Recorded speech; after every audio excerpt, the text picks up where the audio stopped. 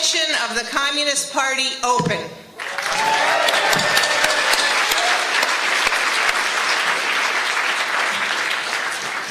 Si necesita traducción, vaya a la mesa en atrás, por favor. If you need translation, please go to the back at the table there. Now let's hear from John Bechtel, the head of the convention's organizing committee and leader of the Illinois district.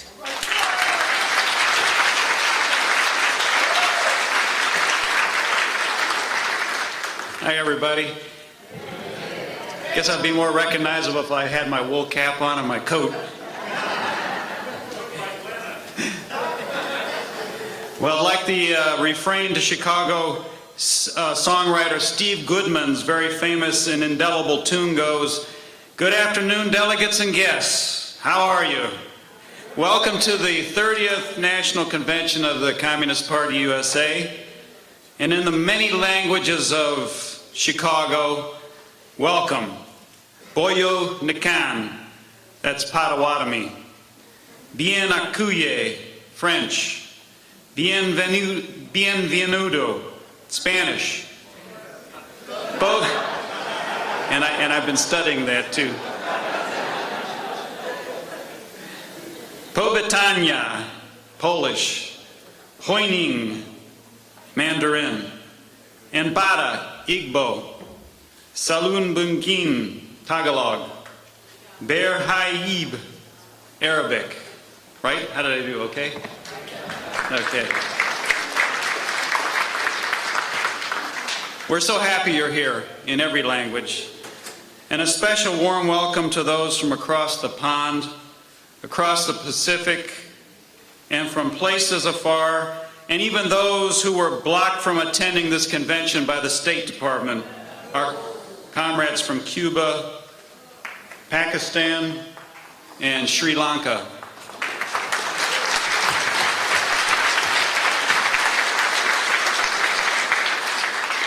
I don't know what people have about others getting together. Welcome to our allies. Thank you for being partners in this struggle and sharing this time with us. And welcome to our online audience.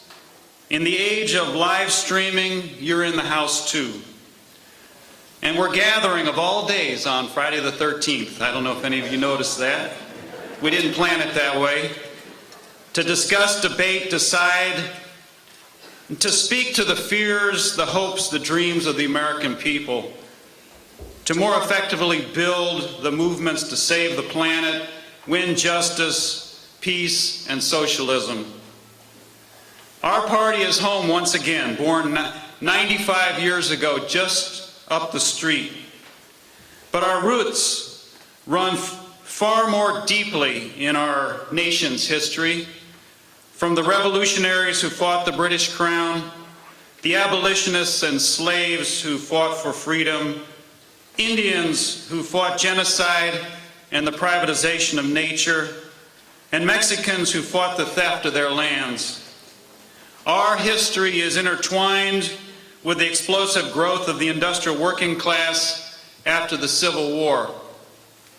Then in this burgeoning city, epic battles were fought to organize labor, end child labor, and win the 8-hour day. But determined to crush this movement forever, the 1% unleashed a wave of repression that ultimately sent the Haymarket martyrs to their gallows. And in the words of August Spies, the day will come when our silence will be more powerful than the voices you strangle today. Well, Spies was right. May 1st was born, and the struggle continued.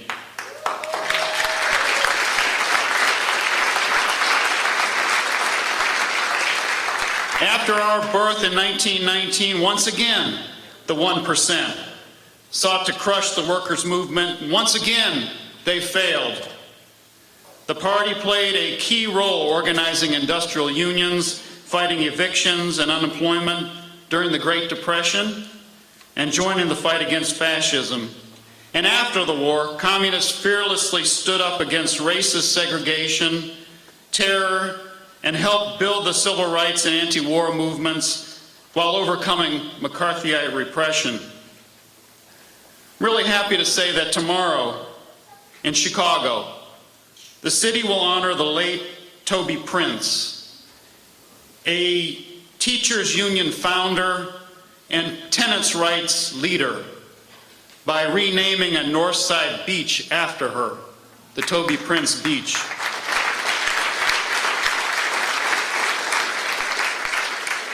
Toby led the Save the Beaches campaign during the 1950s and 60s to block efforts by the 1% to steal the beachfront. Her efforts preserved this treasure for working class families and future generations. Toby was also a leader of the Communist Party USA.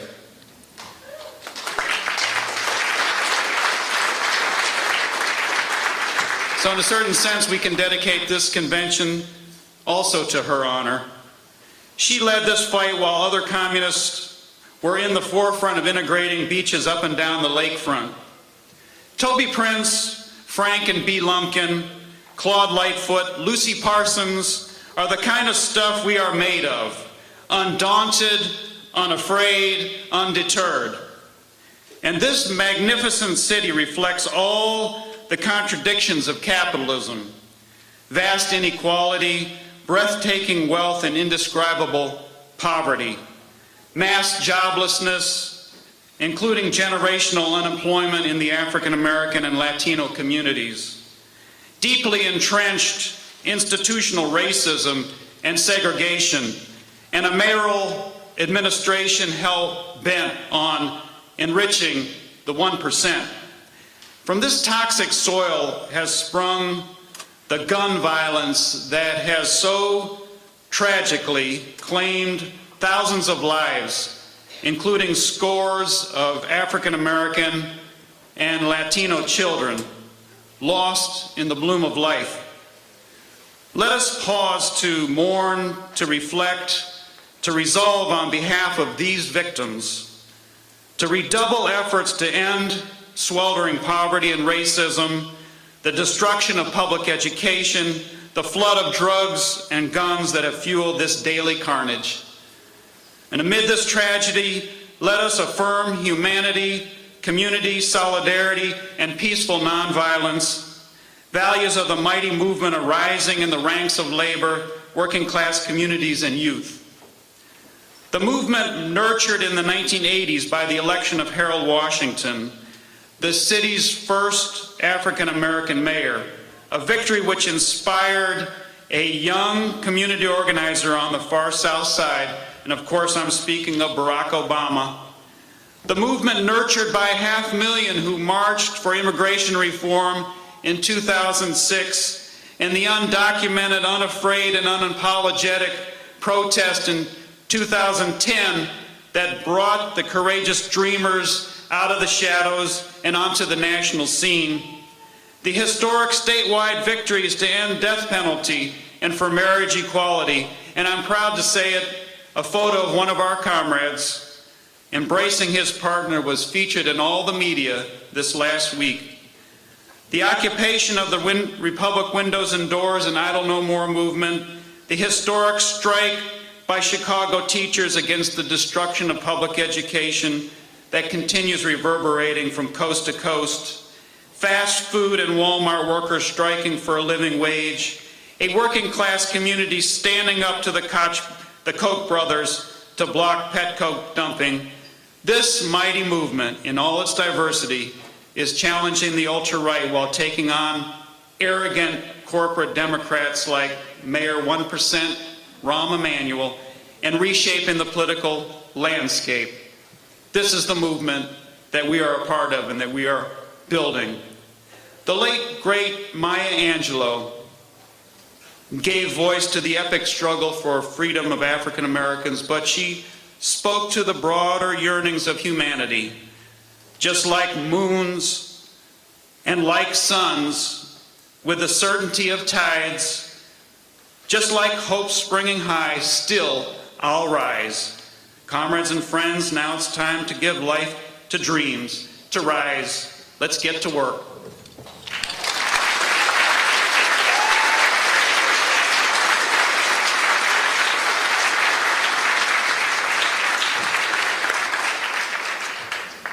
Thanks, John. Comrades, what are our goals this weekend? We want to put our heads together and deepen our analysis. We're going to talk politics to really understand what's going on and what we can do about it. We're going to share experiences, our experiences in the struggles. And then we want to explore how to grow the party and the YCO. And along the same lines, we want to find new and effective ways to use the people's world. So before we can get on to that very important business, our first business of today is to organize our convention. We need to approve the agenda, approve the rules, approve the convention committees. Shall we see if we can take care of this business efficiently so we can get into the meat of our discussion? Or the broccoli if you're vegetarian. So look in your packets real quick and you'll see a list of proposed rules. Take a couple seconds and look it over. There's really nothing new on here. They're the same rules we use at every convention, and they're pretty simple and straightforward. They're allowing for each speaker in the plenary session to speak for 3 minutes, and after the panels, the speaking limit will be 2 minutes. So could I have a motion to adopt the rules? Second? All those in favor? All right, so ordered. Now, your agenda is also in the packet. Now let's take a minute to go over the agenda.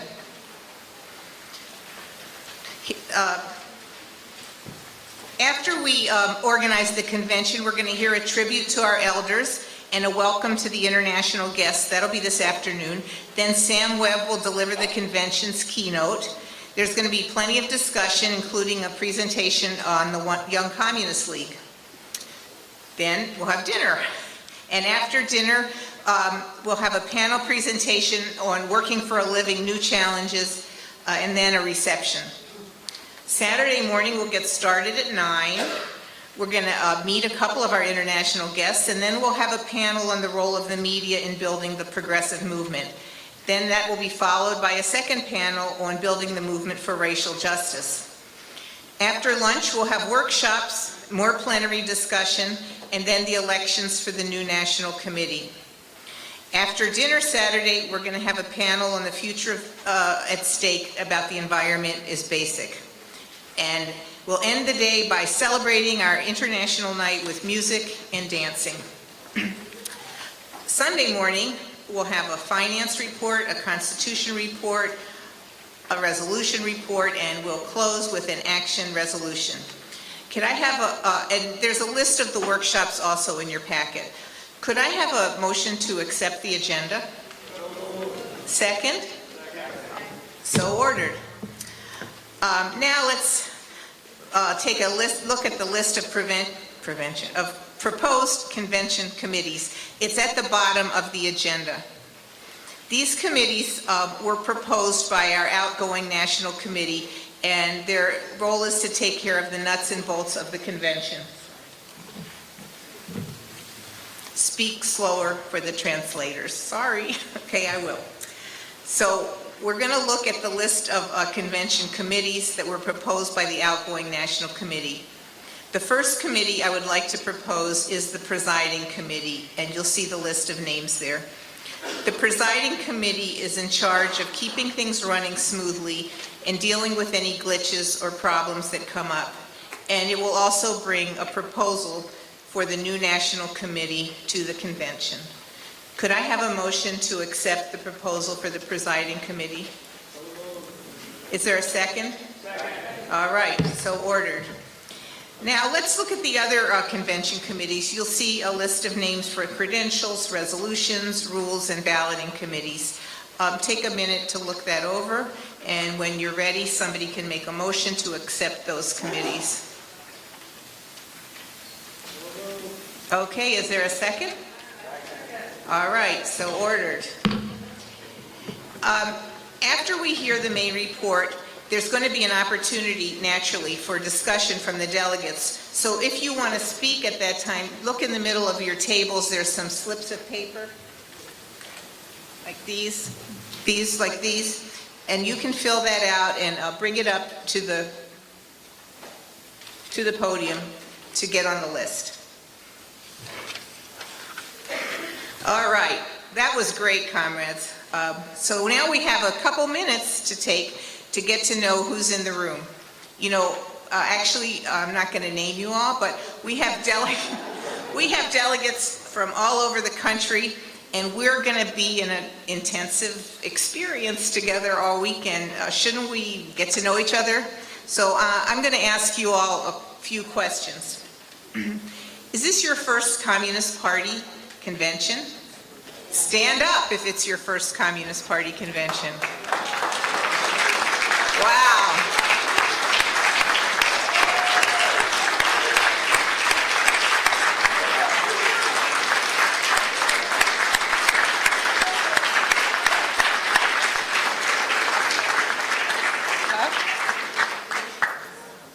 What do you want me to do? Okay. Okay, you can be seated. Thank you. Now, who's in a union? I'm including Working America. You're counted too. Stand up.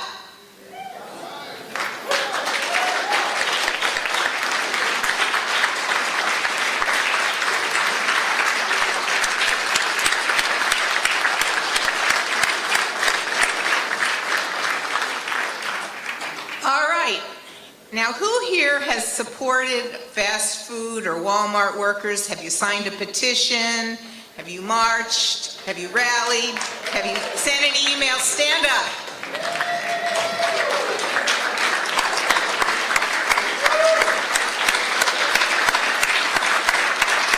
All right. Now, have you taken an action to save our planet from ecological destruction? Stand up.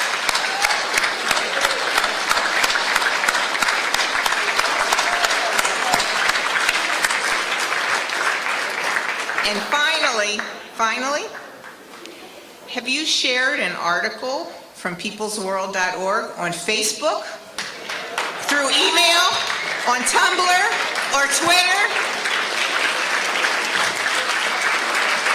Everybody. And Greg's not standing, but he's raising his hand. All right, you're spreading the good news. This is an awesome group. It's full of love, it's full of hope, courage, community, and action.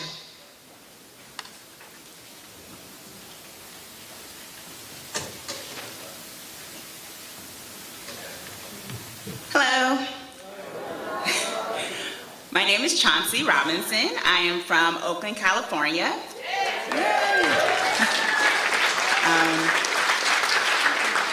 But I was born and raised in Jersey.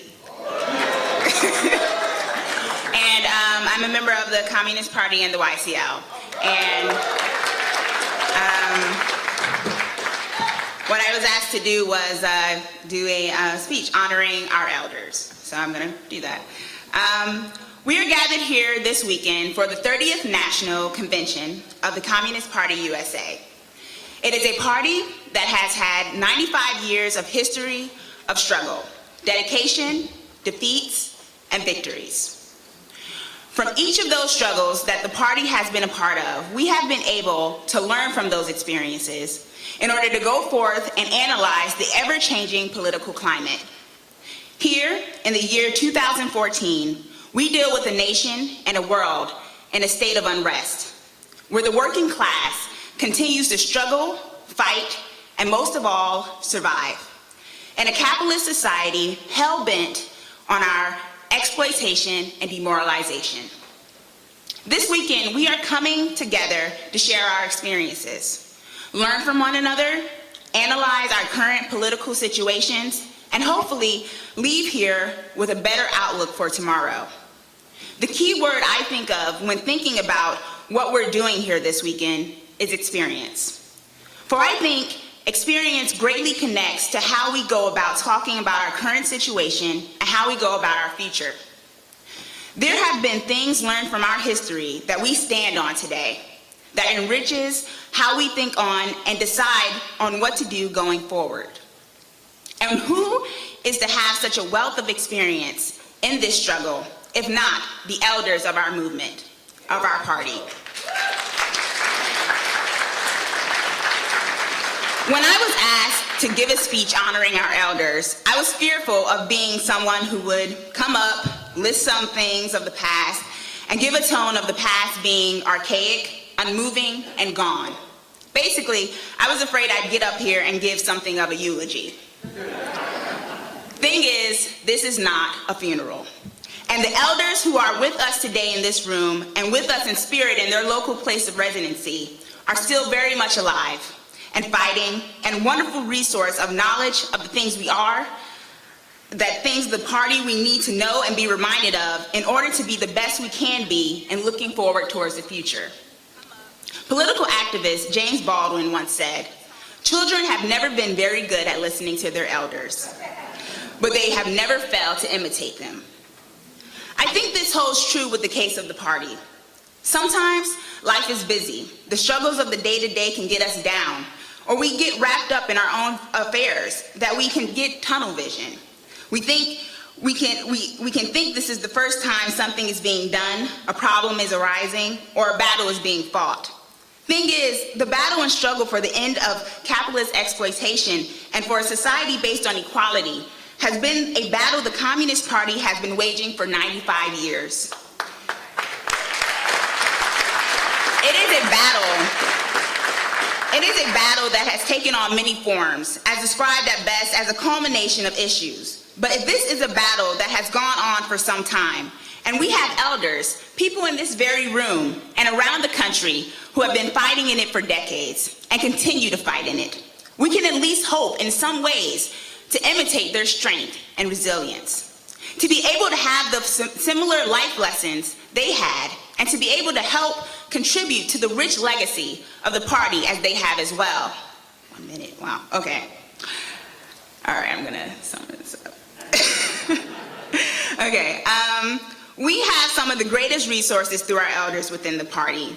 To learn from and be thankful for those who have come before us, I'm reminded of a political activist, Marion Wright Elderman, noted of her elders. I feel very lucky to have grown up having interaction with adults who were making change, but who were far from perfect beings. That feeling of not being paralyzed by your incredible inadequacy as a human being, which I feel day to day is part of the legacy that I've gotten for so many of the adult elders. But elder may not be the best way to describe them. I'm reminded of what author Elizabeth Kubler-Ross wrote when speaking of the older generations. The most beautiful people we have known are those who have known defeat, known suffering, known struggle, known loss, and have found their way out of the depths. These persons have an appreciation, a sensitivity, and an understanding of life that fills them with compassion, gentleness, and a deep loving concern. Beautiful people do not just happen. And she's right. Beautiful people don't just happen. They are created and blossom in the complexity of life and struggle. That's who our elders are. Truly beautiful people, who we are so grateful to have still fighting by our sides and being able to learn from their experience and lessons. Thank you.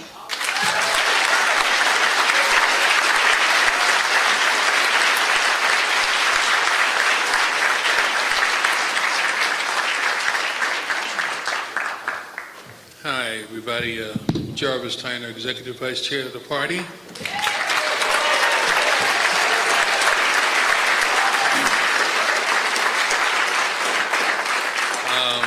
I hope you're feeling as uplifted as I am right now.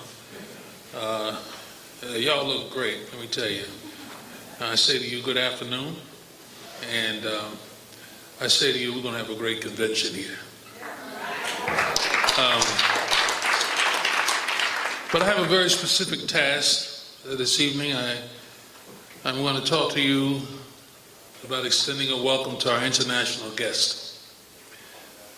Coming from the most powerful imperialist nation in the world, our party has a long and courageous record of anti-imperialist solidarity. Workers of the world and oppressed people of the world Unite, has become more than a great slogan for our party for 95 years. We have fought this fight all through those 95 years with all that we have to translate those powerful words into powerful movements of struggle. The founders of our party lifted the banner of internationalism and solidarity with the first socialist nation in the land that developed in the land of linen. We carried it in defense of Republic Spain and against the fascist Berlin, Tokyo, Rome, thank you, axis. The banner protested Batista and it embraced Cuban socialism. Today it reads end the embargo and free the Cuban fire.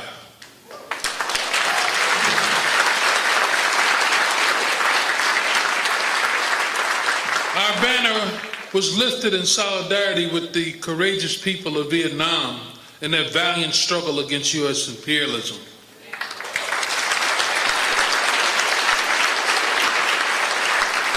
And we are with the people of Vietnam today and are hopeful that a peaceful solution will be found to end the current most serious conflict with the People's Republic of China that's going on right now.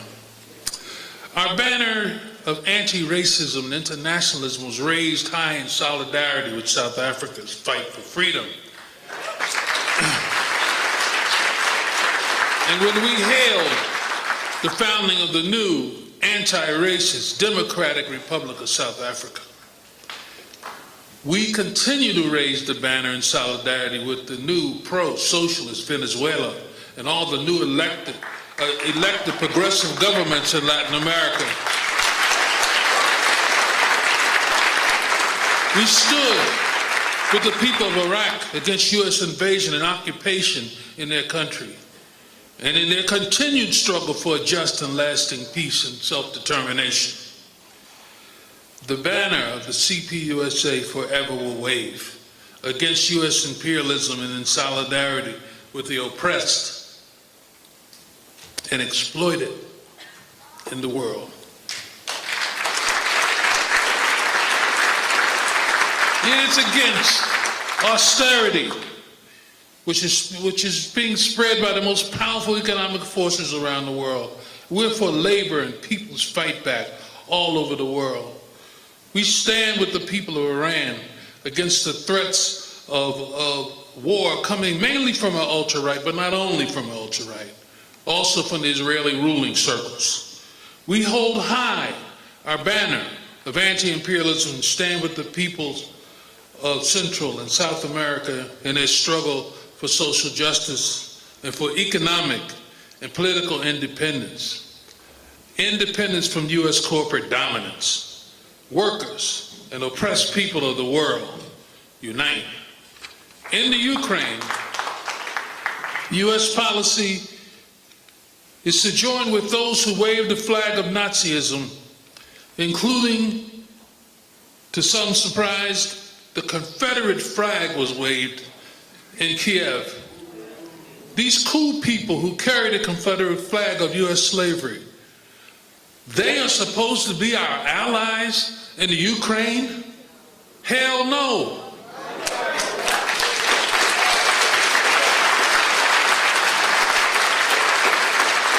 The world has not forgotten what Nazism is. U.S. imperialism does not represent the interests of the American people. We know that. Their goal is not peace on earth, but how big a piece of this earth they can dominate and exploit. It is the wasted treasure of our nation, squandered on war that we cannot afford. It is the blood of our working and middle-class young men and women, many of whom were coerced, bullied, and deceived into military service on behalf of U.S. corporate imperialist interests, that same interest that exploited our jobs in the first place. So we have to die for their profits after they took our jobs. That, comrades, that problem is the greatest danger to our nation. Peace is patriotic, therefore. That's why our party banner of solidarity must never be lowered until peace and justice prevails for all people. The fight for peace is where U.S. people's basic interests lie. It is where we, as a people, make our greatest contribution to the future of humanity. We are in Chicago, and we know, comrades, it was the international solidarity with the Haymarket martyrs that established May Day as a worldwide workers' holiday and helped win the 8-hour day. Internationalism saved Scottsboro, Angelo Herndon, and so many who faced the gallows. The whole fight to bring down the bestial system of U.S. slavery and Jim Crow gained worldwide political muscle because of international solidarity. It was a wealthy English woman abolitionist who put up the money that purchased the freedom of Frederick Douglass, who was a fugitive slave up to then. During the Civil War, the great Karl Marx led the fight to mobilize the English dock workers to refuse to unload ships made from slave labor. Anti-racist solidarity is basic to working class solidarity.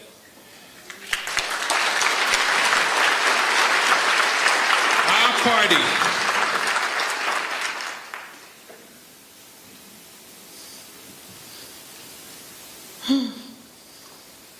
it's been a long time. Our party will never forget what communists and workers' parties around the world did in the fight to save Angela Davis. Long live international solidarity. Workers and oppressed people of the world unite.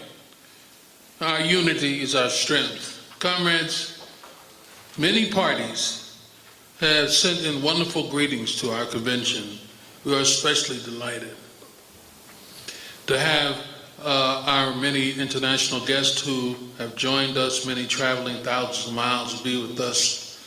A number of other parties, as John mentioned, were blocked by the State Department. And the Cubans sent in their application for a visa. They didn't say no, they just hid the visa. I don't know. Nothing came out of it, and they say they often do that. What are they so scared of? I thought we were irrelevant. I thought we were, what are they scared of?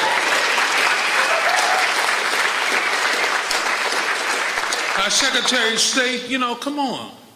We've had conventions before. We have guests from all over the world. What is your problem, brother? You understand what I'm saying? And I think it's part of their, whatever, I don't know what it is. I'm going to try. But anyway, the South African delegate would be here. They always come, but there was a problem of health. He could not make the trip. They send their best wishes. We say to those who are here, however, welcome, comrades. We are honored by your presence. And I want to ask each one to stand as I call your party's name. And comrades, please try to hold your applause until our wonderful international comrades are all standing. Fat chance, I know. But first of all, from the Communist Party of Brazil, please stand. You just remain standing, because I want everybody to stand. The Communist Party of Britain, please stand. That's all y'all can get? That's all the applause y'all can do? Come on. Huh? I know, I'm teasing you. Okay. Die Linke Party of Germany, please stand. The Two-Day Party of Iran. The Communist Party of Iraq is here.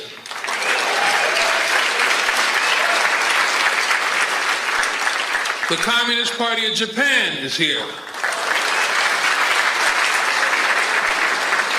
And the Communist Party of Vietnam. Welcome.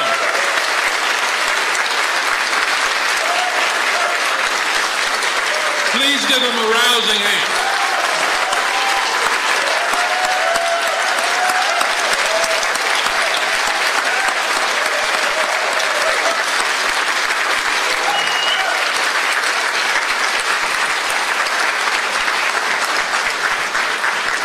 You will get a chance in the course of this weekend to hear much and meet them and so on. But long live international solidarity. I'm sorry I got emotional. Thank you.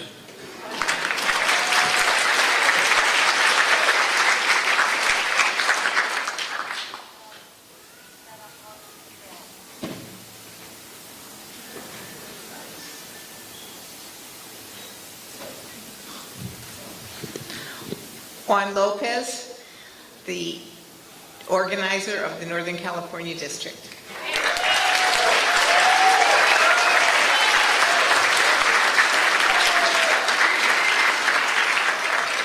Thank you. Well, it is a great privilege and pleasure to introduce our national chairman, Sam Webb.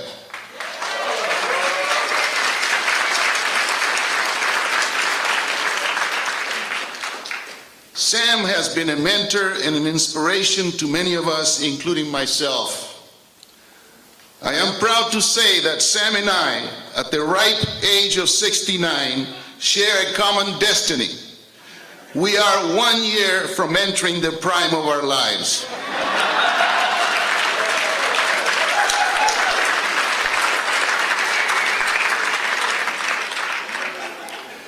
As young men, our baby boomer generation was shaped by the movements of the 1960s civil rights and anti-Vietnam War era, to which the party just emerging from the McCarthy period made important contributions. At the time, first as a college student, and then a worker, a shop steward, Sam served as leader of the party in his native Maine with distinction. So in the 1970s, at the party's urging, Sam and his family moved to Detroit when the automobile industry was still king. Under Sam's leadership, the party in Michigan ably contributed to the fresh winds that were re-energizing and renewing the labor movement, unleashing the process resulting in today's progressive trends. In the 1980, out of the National Party Senate in New York, Sam went on to become secretary of the party's National Labor Commission. During subsequent years, Sam went on to take national assignments, becoming a very effective troubleshooter on major fronts of the party's work. After the Soviet Union and the socialist camp in Eastern Europe imploded, Sam played a pivotal role in helping lead the party out of one of the most challenging periods, bringing unity, stability, continuity, and renewal to the party. It was a united party that enthusiastically elected him as national chairman in 2000. And it is this thread, continuity and renewal, that our national chairman has taught us to pass through the eye of the needle, resulting in the sound policies and forward-looking trajectory that characterizes our party today. In today's world, when the contradictions have never been greater in our lifetimes between the 1% and the 99%, together, Sam leading with other highly capable comrades in the leadership collective bodies, together with comrades at all levels, together with our close coalition partners, we are molding a modern 21st century communist party.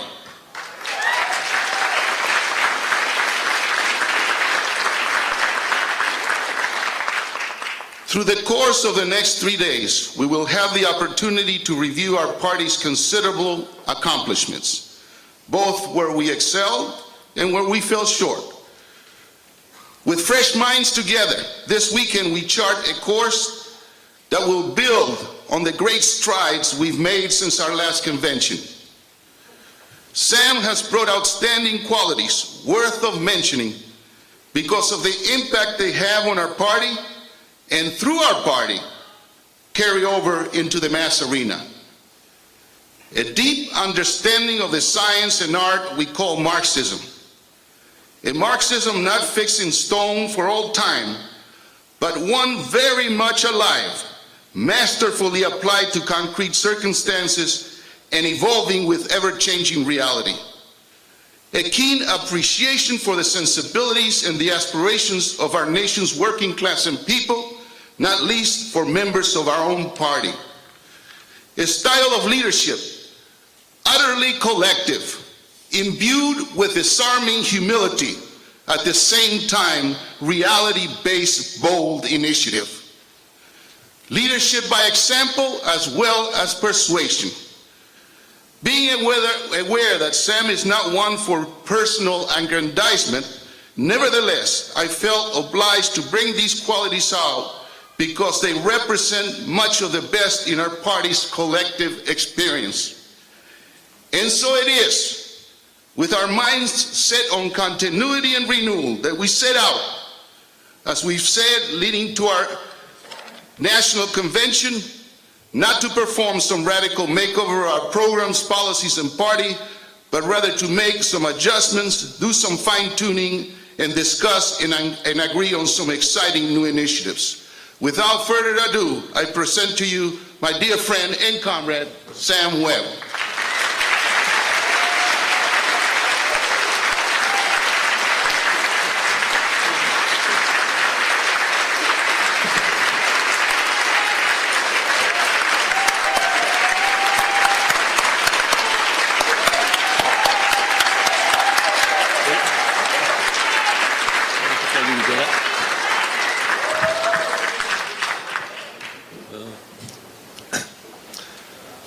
Thank you, Juan, for your overly generous introduction, and I accept it in a collective spirit.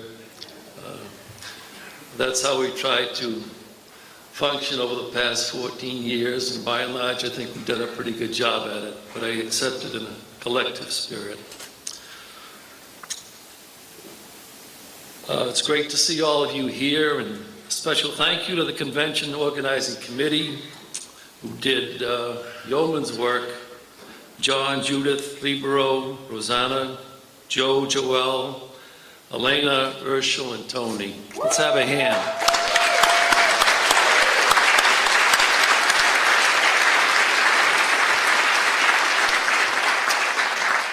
And good afternoon, everybody, and a special good afternoon to our international guests. Thank you for coming so far to be with us. Seems like everybody is raring to go, so I hope I can get us off and running well. Every convention has its own particular mission. So what is the mission of this 30th convention? In addition to catching up with old friends and meeting new ones, breaking bread together and just generally having a good time, our mission is to take a fresh and sober look at today's realities and challenges. This includes making adjustments of a strategic and tactical nature to new conditions. It entails taking better care of the future and the struggles of the present. Over the next 3 days, we will turn our attention to those social movements which are critical to recasting our country's politics, economics, and popular thinking. While we will look ahead, we also keep in sight the immediate challenge of this fall's elections.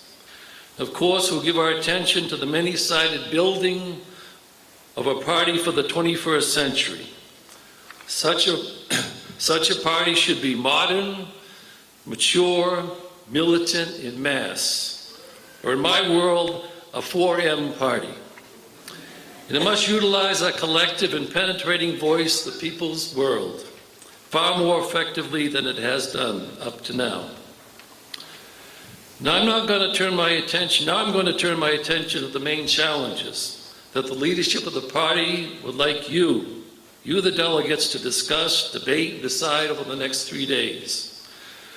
I'll present them one by one for the purposes of clarity, but in real life each intermingles with the other in countless ways. Challenge 1. people surge. It seems like every day somebody new is raising hell, rattling the cages of the powers that be.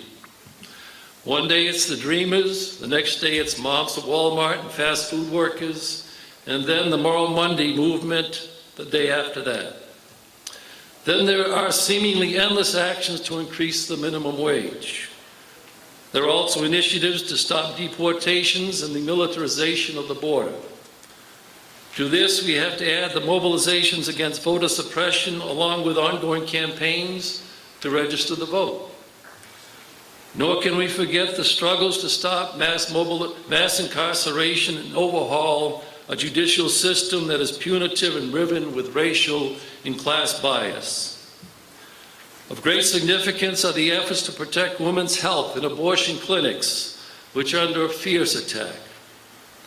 Then there are the inspiring student campaigns against global energy corporations, student debt, and the Keystone Pipeline. And we shouldn't forget the flood of phone calls that nearly overwhelmed the Congress, switchboards to protest what looked like imminent U.S. military action in Syria. Also of great significance was the transformative AFL-CIO convention last fall. Still another impressive example of this surge was the landslide win of Bill de Blasio of Mayor of New York, who was a self-described progressive. Then a few weeks ago, across the mighty Hudson, Ras Baraka, in another impressive victory, was elected Newark's mayor. Finally, an aspect of this surge that is so inspiring it brings tears to my eyes has been the passage of marriage equality legislation in state after state.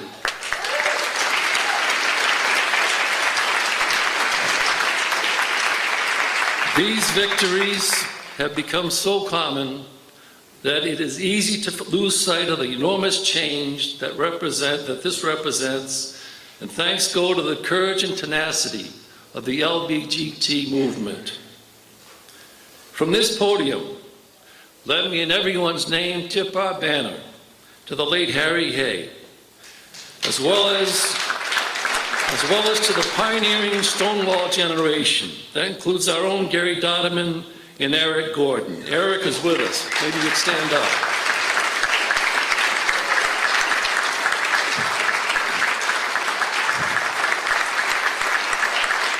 The Stonewall generation came out when it was very difficult to do so. They battled and lost loved ones to the AIDS epidemic, and they never gave an inch to ignorance and hate. If I could sum up the surge in a few words, I might say that things are breaking good, not breaking bad. I'll be the first to say that the surge of struggle doesn't have the capacity to resolve the crisis of capitalism in a consistently democratic and working class manner. But does it have transformative potential? Yes. I believe it contains the seeds that could, if properly cared for, sprout and bring a new burst of freedom, economic security, and peace to our land. Of course, the devil's advocate would quickly remind me of the barriers that make any kind of progress, let alone social transformation, unlikely. And you know what? The obstacles are formidable. The task is daunting. But we shouldn't lower our sights or lose those precious gifts called hope and desire, or give up on the American people. The present surge is real, and it can evolve into a movement of the immense majority in the interest of the immense majority, which means that it reaches into small towns and suburbs as well as cities, into Lubbock as well as San Francisco, into the South as well as the North, into the heartland as well as the coast, and into red states as well as blue states. Or to put it differently, only a movement, as one progressive analyst wrote, that includes the desperately poor and the insecure middle class has any chance of success. That is not exactly a Marxist formulation, But framing it like that encourages big universe thinking and expansive tactics, both of which are something lacking on the left and in the party at times. Which brings me to challenge 2, an economy that works for working people. The 99% aren't faring too well. Are you? The economic recovery is anemic and things don't look good going forward. In fact, the phrase economic stagnation has re-entered the conversation of even mainstream economists after a long absence. Paul Krugman, the Nobel Prize-winning economist and New York Times columnist, wrote a while back, and I quote, "But what if the world we've been living in for the past 5 years is the new normal? What if depression-like conditions are on track to persist, not for 1 year or 2 years, but for decades?" Wow, that's big stuff. Present-day capitalism, while being governed by the same underlying laws of motion and dynamics, bears little resemblance to U.S. capitalism in the years stretching from the end of World War II to the mid-70s. During that era between 1945 and 1975, sometimes called capitalism's golden age, the economy grew steadily and dynamically. But this changed in the mid-1970s, when the conditions that sustained capitalism's dynamic and near-continuous expansion over a 25-year period largely disappeared and gave way to what is called stagflation. That is, high inflation, slow growth, and a sharp fall in profitability. Unhappy with this turn of events, and especially the decline in profits, the money bags and the corporate suites did 2 things. First, they declared war on labor, and this bitter class, which we know only too well, goes on unabated. And then they loosened a good chunk of their money from its old moorings in the sphere of material production and said to it, "You are free. Go wherever you want. Multiply many times over and make me rich." Which is exactly what their footloose and profit-seeking money did. It nestled everywhere, settled everywhere, established connections everywhere. But the main place it flowed was into financial markets and channels. In fact, the flow is so massive and sustained that it became the main factor shaping the contours, structure, interrelations, and evolution of the national and global economy. But as we know only too well, this enormous flow of overwhelmingly speculative, parasitic, and non-productive money into the financial sphere, while pumping life into in an underperforming economy, was anything but an unmixed blessing.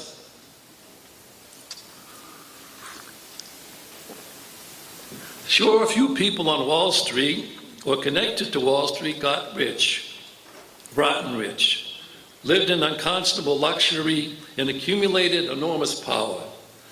But most of us got spanked, and spanked hard. We lost jobs, income, and homes, piled up debts so we could get by. It did nothing but worry about the future for our families and communities. And when the financial feeding frenzy finally unraveled and the whole economic edifice came down in 2008, damn it if we didn't get spanked again. And to think that not one, not even one, of these thieves of high finance spent a day in jail. To make matters worse, 5 years later, things are no better for us. Nearly all of the income gains during this time have gone to the 1%. And the prognosis for the economy is more of the same: slow growth, stagnation, and mounting contradictions.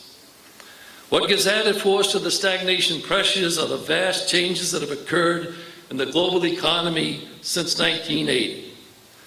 You know, on the one hand, at the apex of the economy are huge multinational corporations and banks. And on the other hand, Marx's reserve army of the unemployed, underemployed, and informally employed has doubled in size during that time.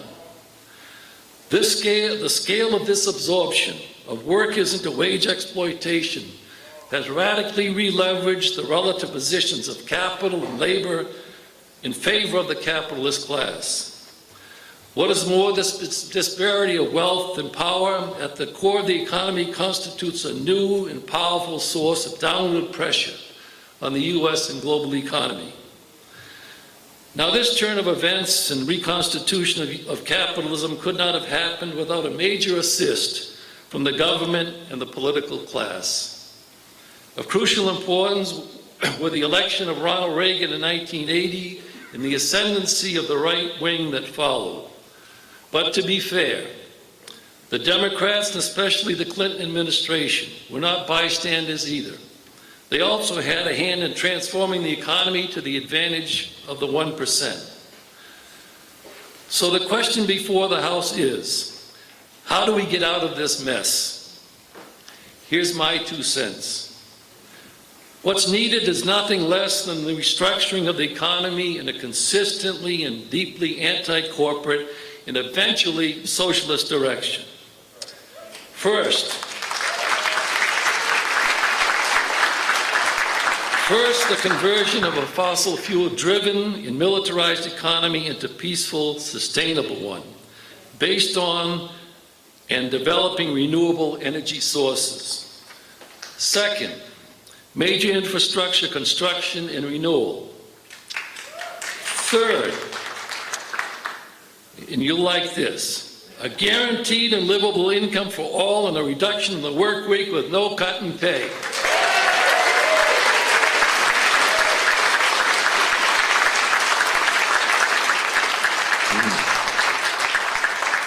Fourth, a major expansion of every aspect of the public sector: education, housing, recreation, culture, childcare, retirement security, healthcare, elder care, and so forth.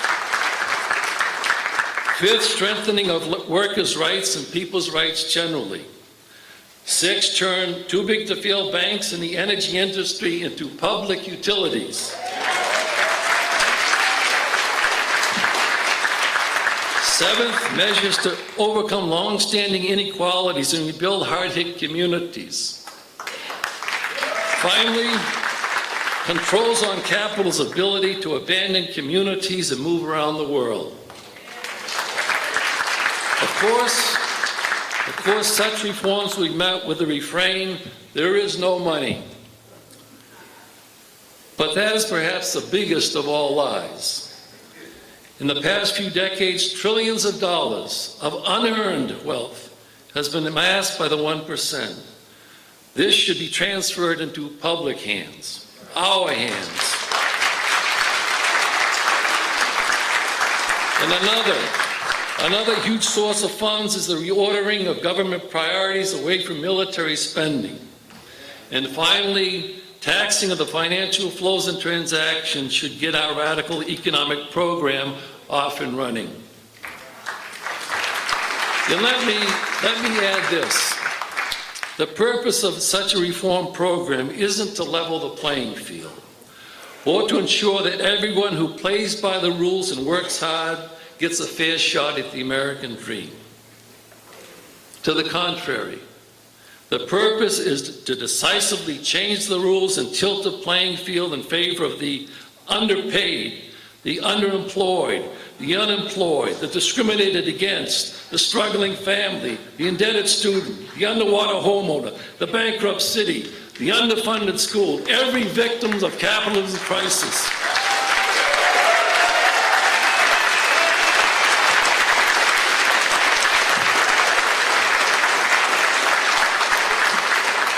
So where do we begin? My answer is that we begin where we are. That is with the existing movements and struggles. And there are so many, starting with the growing movements against economic inequality, the low-wage economy, and right-wing extremism. One day it is AFL-CIO President Richard Trumka passionately speaking about the growth of inequality. The next day it is President Obama making a speech on the same subject. The books of Thomas Piketty and Elizabeth Warren, both on the subject of glaring and unjustified inequality, are in the New York Times bestsellers list. A progressive bloc in Congress stands firm behind economic justice.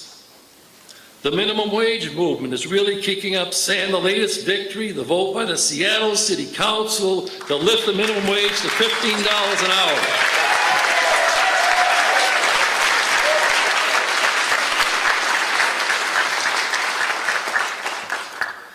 Meanwhile, around the world, powerful movements, in some cases even governments, are demanding economic justice. And before we move on, as a former altar boy, I got to bring the Pope into the conversation, who said, and I have to quote him,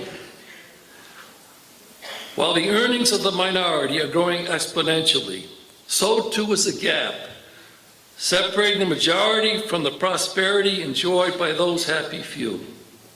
The imbalance is the result of ideologies which defend the absolute autonomy of the marketplace and financial speculation.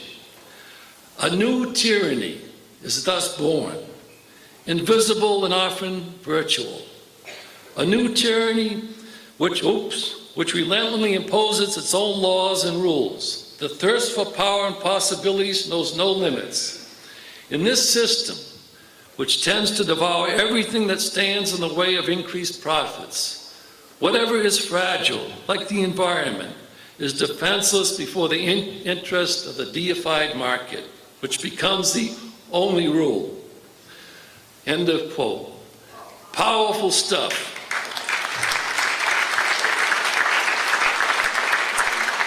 Like LeBron James, the Pope's got game. One of the most compelling struggles against economic inequality, maybe the most compelling, is the low-wage worker organizing campaign. Who are these workers? Well, they are us. They are young as well as old, black and brown as well as white, women and men, immigrant as well as native-born, suburban and rural as well as urban, and I'm sure gay and straight. They also come from red states as well as blue states. In their corner are important sections of the U.S. labor movement. We and many, many others are supporters of this struggle. But at this convention, we should agree to up the ante. I say let's decide here, right now, at this 30th convention of the Communist Party, to make the struggle a strategic focus. Can we agree to that?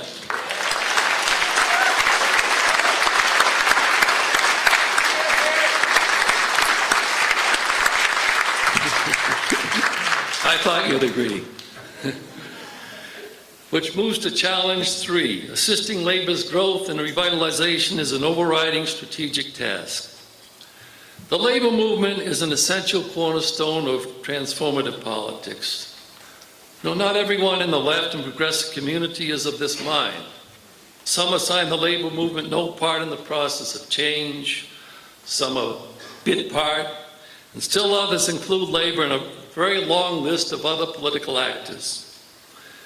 Contrast the reception on the left to Occupy as compared to the recent convention of the AFL-CIO. It was gaga in one case and ho-hum in the other. This obviously isn't our attitude. When organized, united, and equipped with a class and democratic vision, the working class and its organized sector possess transformative power. Of course, this isn't the case today. Labor's membership is at its lowest level since World War II. It's on the defensive and fractured. The left in labor, while growing, is still small in size, and the barriers to reconstitute a revitalized and growing labor movement are formidable. Now, if this were the entire story, it would be a bummer.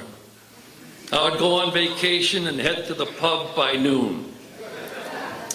But it isn't. Labor is breaking out of its defensive shell, opening its arms to millions of new members, and taking new initiatives. So what should we do? We should do what sections of labor are doing, acknowledging, embracing, and doing something about this crisis. Now, I'm not Pollyannish. Even the best of circumstances, the transformation of the labor movement won't be accomplished overnight. But as I said, the first steps are being taken. Labor is beginning to dance with a new beat and rhythm. Labor's allies on the left should join the dance. Thus, the question before the House, before this convention is, are you ready to put on your dancing shoes and boogie to labor's beat?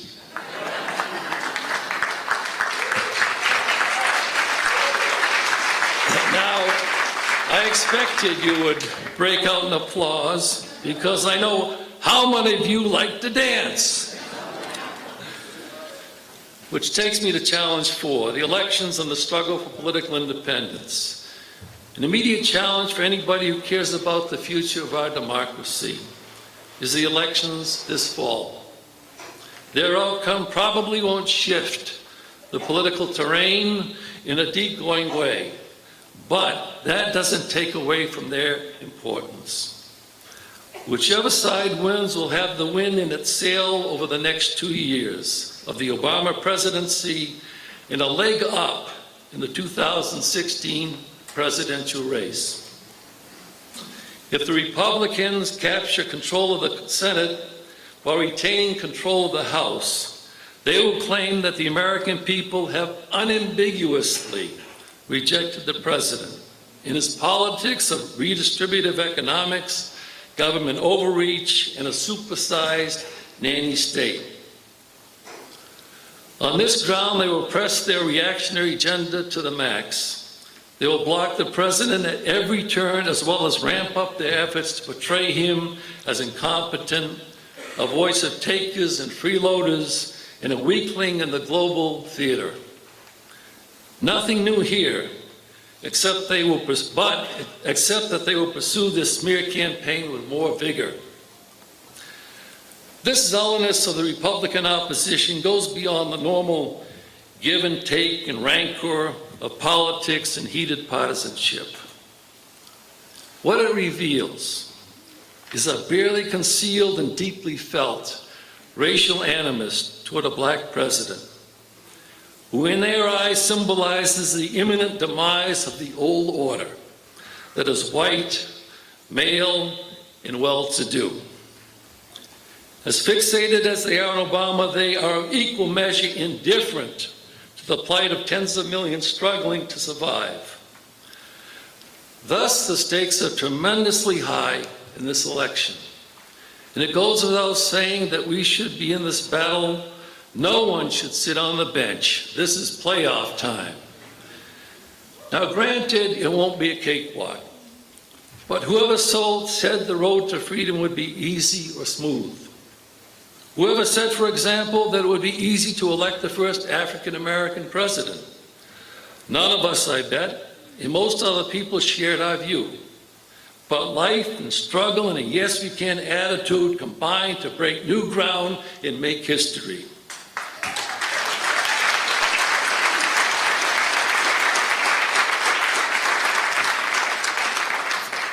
Can we surprise the pundits once again and give the Republicans a good thrashing in November? Se puede?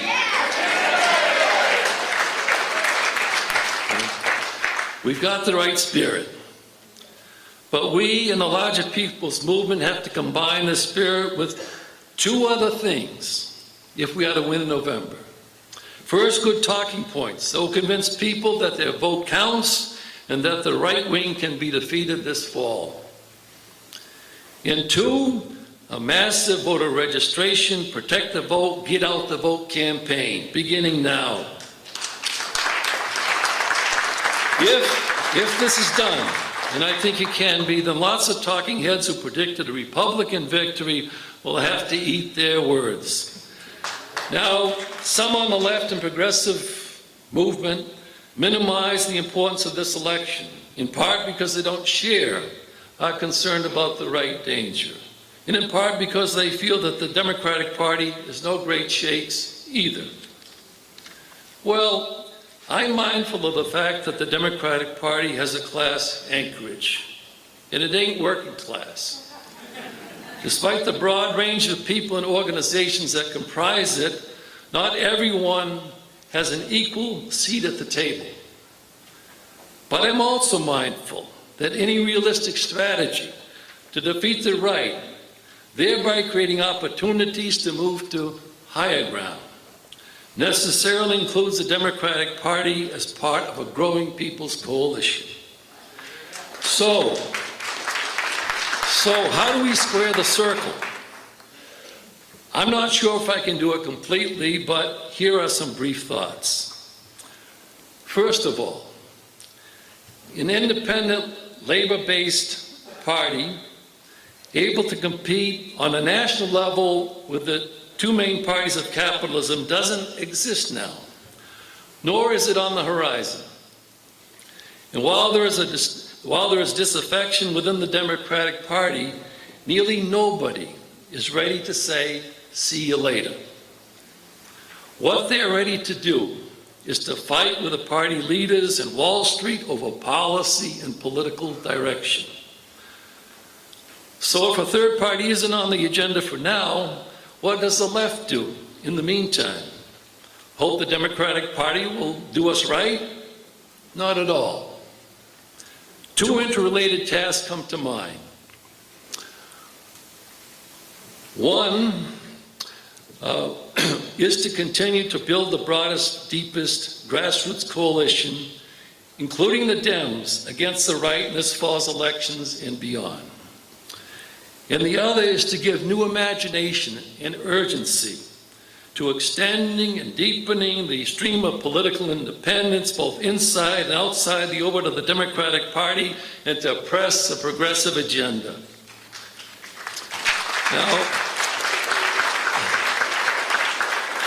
Now, will there be tensions? Of course. How could there not be? That's the nature of coalitions. But we will learn in the course of doing how to unravel this and move this whole thing forward. Which takes me to challenge 5, climate change and planetary sustainability. The piling up of carbon and other greenhouse gases in our atmosphere has reached a point that James Hansen, one of the world's foremost climate scientists, calls it a planetary emergency. What makes matters worse is that time is becoming our enemy. Our window to act is closing. Never before has such a challenge confronted the human species. And yet we sit on our hands. Can't say the same thing about the fossil fuel industry. Most of the Republican Party, the right-wing, well-funded think tanks, and the rightly despised Koch brothers. Can I hear a boo? This motley gang is making the rounds, denying the science of climate change, and resisting the smallest measures that might cut down on carbon emissions.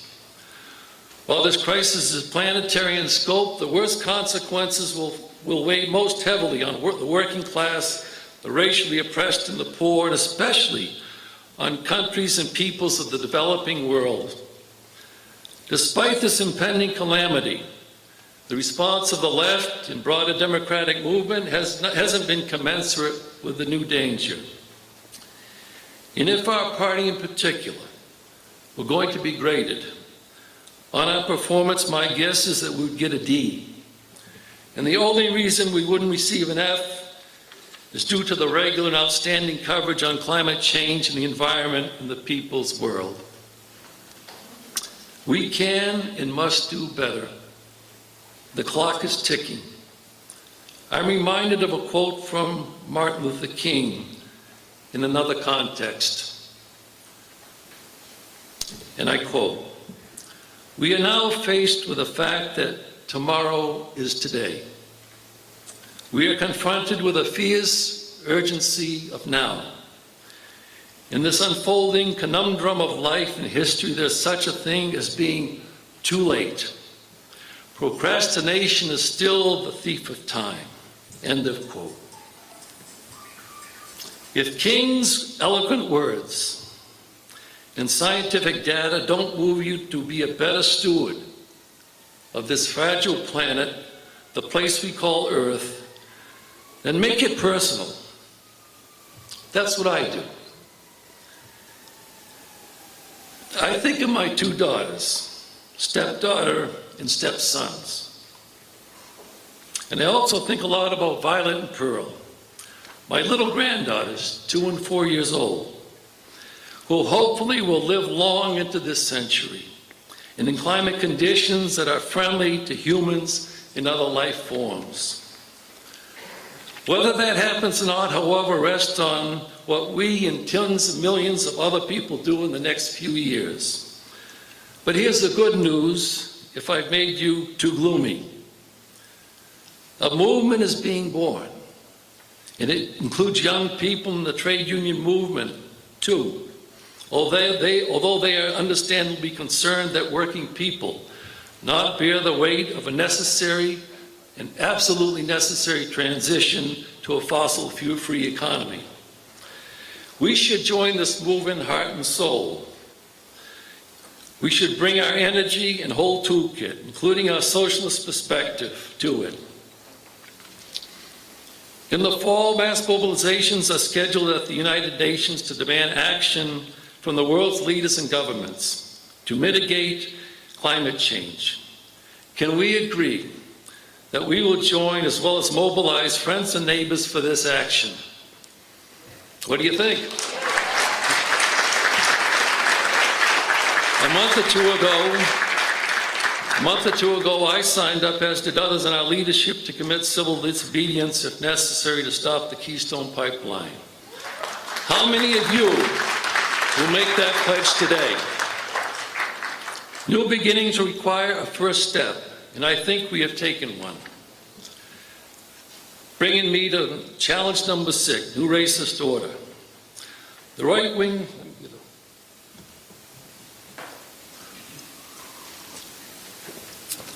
right-wing attack against democracy and equality is sustained, coordinated, and exceedingly dangerous. In the right-wing's bullseye are the whole range of rights and social institutions, unions, churches, community organizations, families, and kinship groups, and so forth, that sustain everyday life and empower tens of millions. But for sections of the ruling class, their right-wing Pied Pipers, and the right-wing media, a robust democracy and substantive equality is at war with their worldview and their zealous pursuit for full-spectrum political dominance. This gang of democracy and equality busters, by temperament, outlook, practice, are authoritarian, racist, male supremacist, xenophobic, misogynists. They despise labor. I wish I could say that this gang isn't yet at the gate, but they are. And in 2 years, they hope to be inside and in charge of the castle. No joke. What do we do now? What do the American people do? The obvious answer is fourfold. To concede no ground, to go on the offensive to expand democracy and equality, to interconnect the whole range of democratic struggles, and to give the right wing a spanking this fall and again in 2016. Of particular significance in this regard is racism and the struggle against it. Both have left an indelible mark on every aspect of the democratic and class struggle over the past 300 years. Today, and I dare say tomorrow, will be no different. As much as racism and the struggle against it are timeless, they express themselves differently over time as conditions change. In fact, I would argue that the vast political, economic, social, and demographic changes going back to the 1960s have given rise in the opening years of this century to a new racist order and to a new anti-racist movement resisting that order. This dialectic makes the struggle against racism and for equality at once more difficult and more promising. Here's why. On the one hand, notable victories in the struggle for equality led by people of color in the first place have been registered over the past few decades, perhaps none more than the stunning election of President Obama in 2008 and 12. Furthermore, racial attitudes in sections of the white community have changed for the better. Of particular significance, sections of labor and other social movements engage in organized anti-racist struggle and take steps to make their leadership reflective of their membership, something that they didn't do years ago. I mean, can anyone who grew up in the 60s, and there are a bunch of us here, imagine former AFL-CIO presidents George Meany or later Lane Kirkland stomping the country, making the case to white workers to vote for an African-American presidential candidate? Don't think so.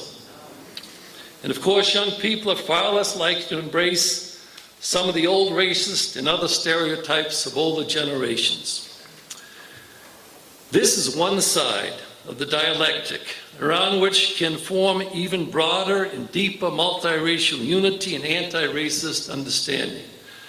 But on the other side of the dialectic, new political and economic realities which have taken shape for the past 30 years have given rise to a new racist order, making racist exploitation, oppression, and discrimination much more durable and difficult to dislodge. And legitimizing this new racist order is an ideological structure that draws together old and new racist notions, including the pernicious notion that our nation has entered into a post-racial, post-civil rights, colorblind era. Dress that notion up as you will, but it is nothing but hogwash. So what do? Seems to me we expand in every way what we have been doing. That is struggling for jobs, housing, adequate funding of schools and education, for an end to racial profiling, stop and frisk, and the war on drugs, for an overhaul of the criminal justice system, the mass incarceration system, for political representation, for affirmative action, and not least for the defeat of the right in the coming elections. But I would add we, you and me, have to make the case more persuasively and vigorously that everyone who hopes that this country will move in a democratic direction, let alone a future where people and nature trump corporate profits, cannot afford to sit out this struggle. If left unchallenged, this new racist order could throw the country back to days long gone by or into a future that we long thought could never happen again. We have to argue that racism hurts. It crushes hopes, dreams, and families. It tramples on dignity. It destroys lives. It denies jobs. It shortchanges education and housing. It profiles and sanctions violence.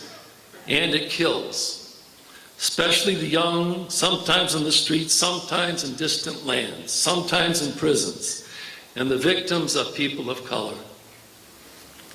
But racism also tempers, disciplines, brings wisdom, begets courage, provokes resistance, inspires liberating and poetic visions, and gives rise to a narrative of freedom, thus making people of color into long and front row marches on freedom's road and a powerful voice and material force for progressive and radical change generally.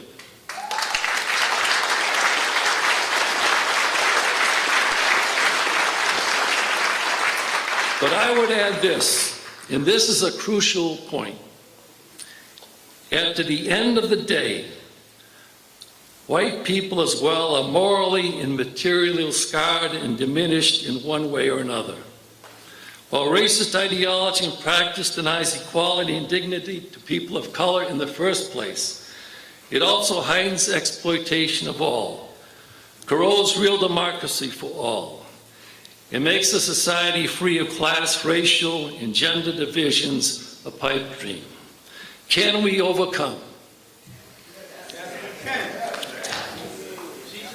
Which leads to my challenge 7, end to violence in a world of peace. We can barely turn in any direction without encountering violence of one kind or another. Violence is a pervasive presence in the world. It kills innocent people and tears up the social fabric of our communities and societies. It can even numb our sense of outrage to the point where we become accepting of its presence. But violence isn't natural and eternal. Hate isn't in humankind's DNA. War is a social construct. There are alternatives. Dr. King was right when he appealed for a transvaluation of values. His message to humankind was nonviolence and love. But for him, neither were passive appeals to people's goodwill, but categories of struggle. They rested on contesting the structures of exploitation and oppression that are the material ground for violence. He appealed to anyone who would listen that the elimination of poverty, racism, and militarism were the gateway to a beloved community and nonviolent world. Were he alive today, I can't help but think that he would despair, but only for a moment. And then my guess is he would tell us that our mission can be nothing less than to join with millions of others here and across our planet to insist on peace and end violence, to study war no more. But to be concrete, let me suggest to you what I think we should be on our peace agenda. First, we should insist that our government make a U-turn in its foreign policy. Second,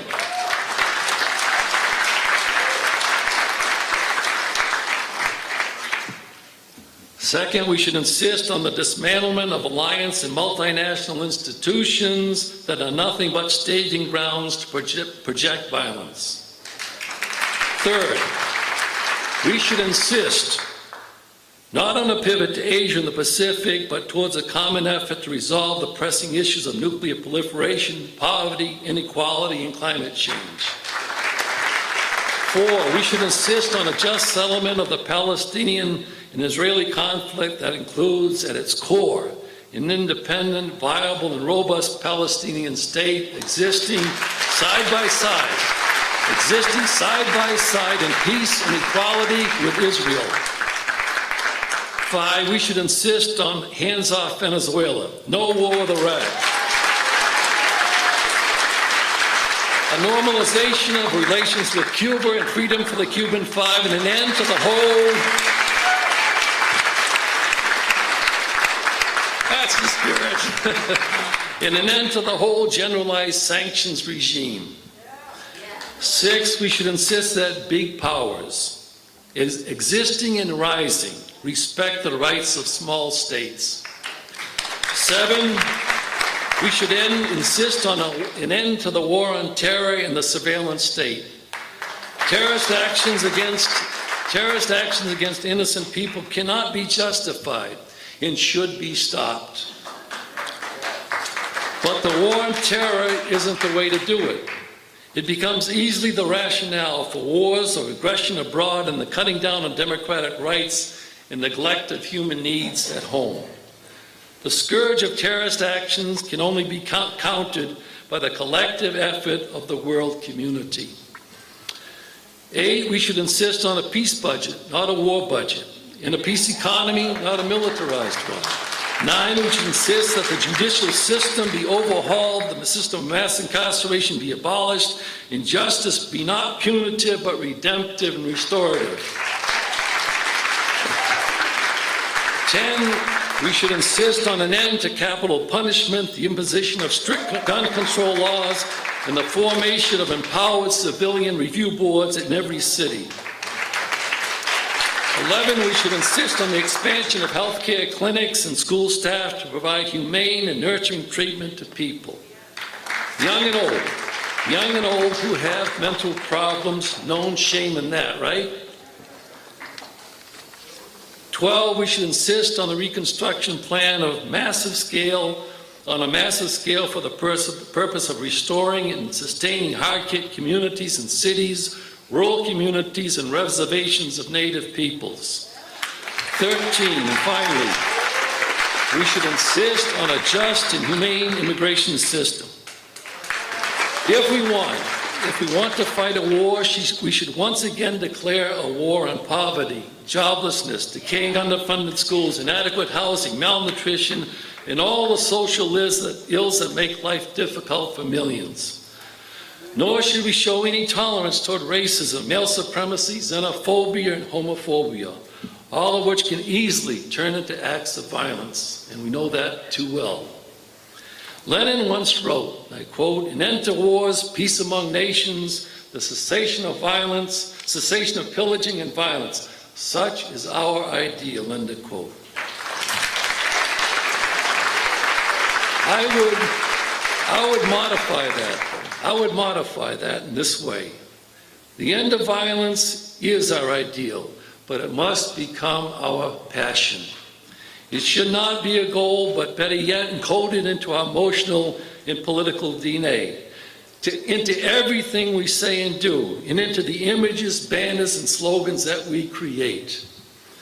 If peace is to have a chance, we have to embrace and convince others to do the same.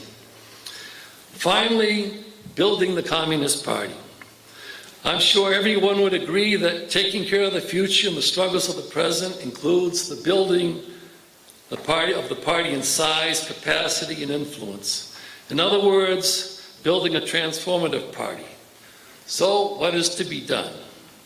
What will it take? And here I'm going to abbreviate my remarks in the interest of time and not exhausting your patience. What I will do is mention what stands out in my mind. If our party is, if we're going to build a transformative party, including a couple of things that generated some lively discussion in our pre-convention period. First of all, it will take confidence that the audience for our ideas in our party is growing under the impact of changing objective and subjective conditions. And there is reason to think that this is the case. Both in size, capacity, mass relationships, and influence, we're in a better place now than we were 4 years ago when we gathered. We are growing not by huge leaps and bounds, but incrementally. But incremental growth can add up. Also, to build a transformative party, we have to pay systematic attention at every level of the party to building the party. It can't be the work of one or two or three comrades. It has to be the work of the entire collective. Also, to build a transformative party, I think we have to address ways to further deepen and extend a whole new pool of younger comrades. I think we're a little bit too thin in terms of political depth at that level, so we have to change that. It will also take more active and vibrant clubs, which are the ground floor of a transformative party. It is hard, if not impossible, to qualitatively increase our political and organizational capacity without a much larger organizational presence in the form of clubs at the local level. Just as union power depends on local unions, party power is grounded in a dense network of clubs across the country. It should go without saying that the clubs will come in many different sizes and shapes. Some will be statewide, others citywide, and still others, we hope, will be located in a neighborhood or workplace. Building a transformative party will also take a more robust utilization of social media, and especially the people's world. We have made headway in this area, but not enough. We still have a long ways to go. It will also take a special approach to building the party among trade unionists, people of color, women, youth, and immigrants. It will also take a range of forms, including the Young Communist League, to attract youth to our circle. And we have to do more systematic fieldwork in places where the party is in its infancy. In addition, we'll take a more full-blooded and modern educational program that is equipped to reach new members and old members alike. This, I think, is a major responsibility task. Another requirement of a transformative party is a deeper organizing culture. We aren't yet steeped enough in the notion and practice of organizing and influencing the thinking and actions of others. Yes, we are part of the mix.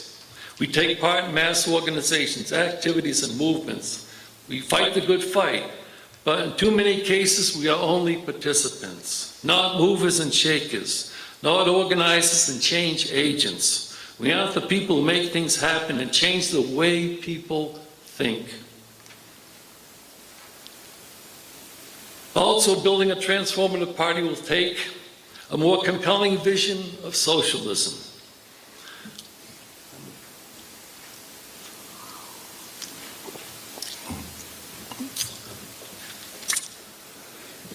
A view of socialism that is modern and shaped by our national experiences, realities, traditions, sensibilities, and challenges.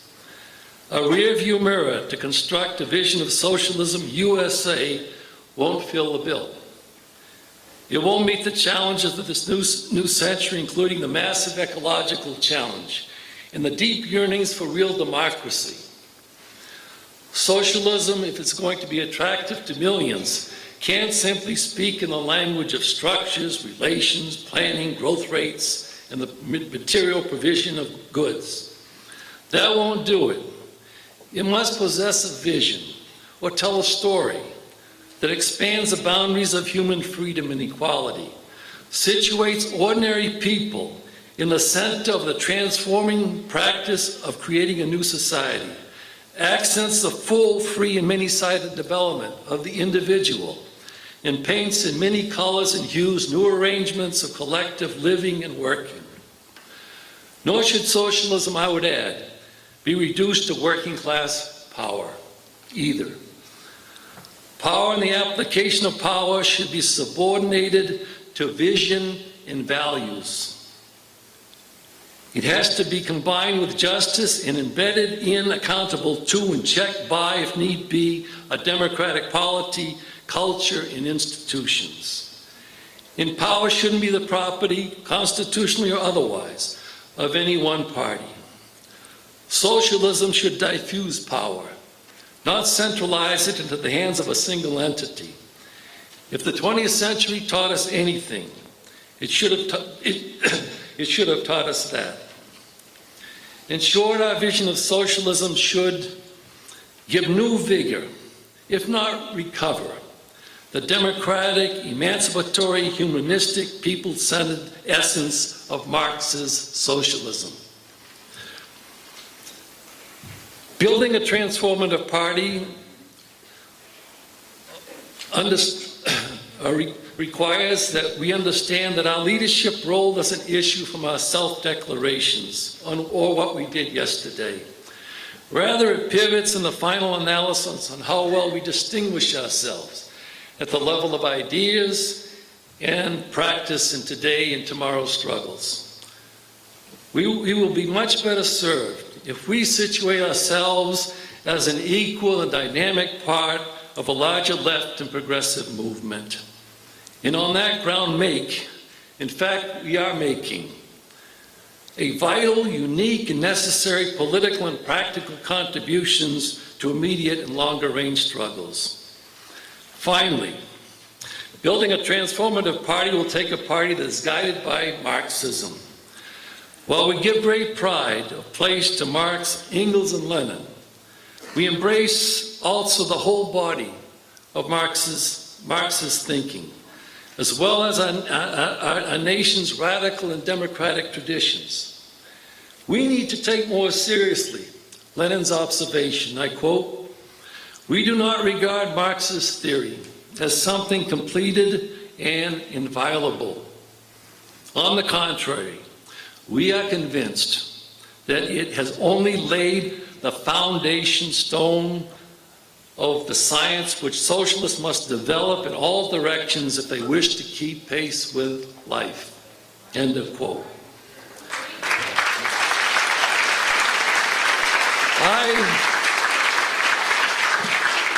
I understand that to mean that we have to accent the creative and ongoing development of Marxism. It's not a closed and completed system, but one that needs constant attention and elaboration. Our task isn't to reduce theory and politics to cut and dried schemes, to simplistic answers and formulas, but just the opposite. Our task is to breathe movement, complexity, processes, contradictions, and even contingency into our theory and politics. I sometimes think that when it comes to theory and politics, our job is to complicate our own and other people's understanding of class struggle, the role of democracy and democratic struggle, the process of social change, racism and anti-racism, gender oppression, imperialism, the economy, and so on. Our theoretical and analytical work, I would strongly argue, is not what it should be. It falls far short of what is necessary if we hope to evolve into a major political player in the politics of our country. Being in the fight is an absolutely necessary condition if we are to qualitatively gin up our role and influence at this and at successive stages of struggle. But it is not enough. It never will be. A modern, militant, mass, mature 21st century Communist Party has to distinguish itself at the level of ideas as well as at the level of practice. Both are crucial, and for that matter, the quality of one depends upon the quality of the other. In ending, finally you're thinking.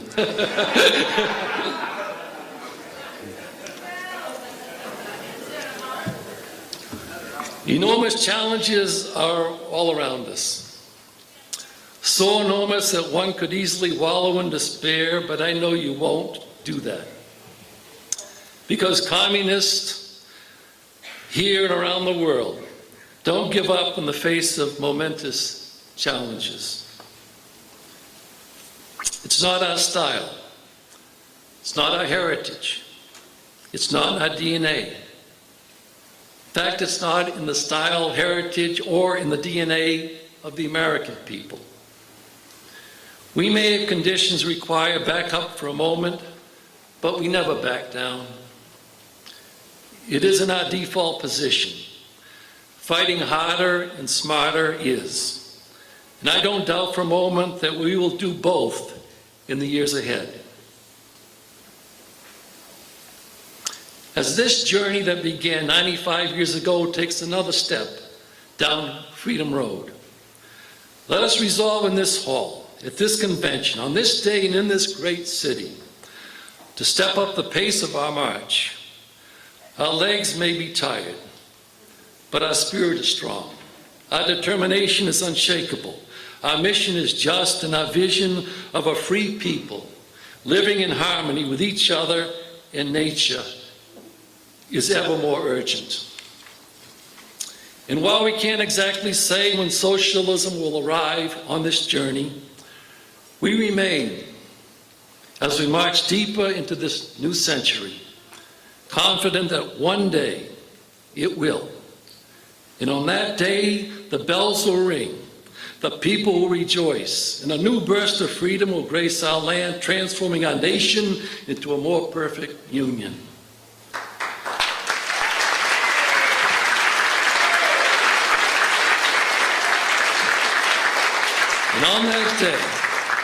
And on that day, we will remember the songs of Woody, Paul, Pete, and Odetta. We will hear the echoes of Dr. King's words on the Washington Mall in August of 1963.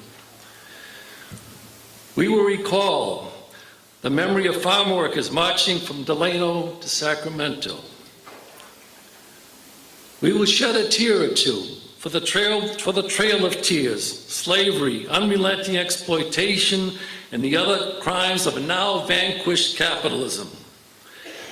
And we will feel a new kinship, a renewed kinship, with all the freedom fighters who walked and rambled down freedom's highway, and whose footsteps remain forever etched in the sands of time. And also on that day, we will sing the prophetic words of Maya Angelou. You may write me down in history with your bitter, twisted lies. You may trod me in the very dirt, but still, like dust, I'll rise. Se puede? will win? Who will overcome? Thank you, thank you.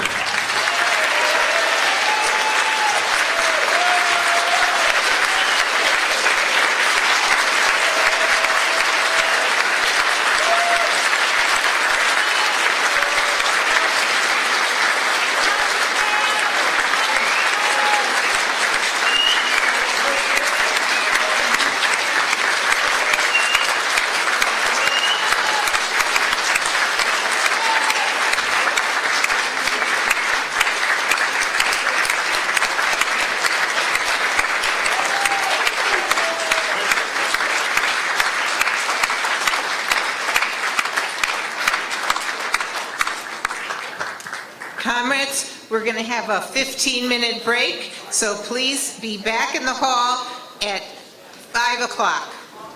Yes. We're going to make it a 10-minute break. Right now, the music, listen to me please for 1 second. Music is going to start. When you hear the music stop, just like musical chairs, it's be time to sit down.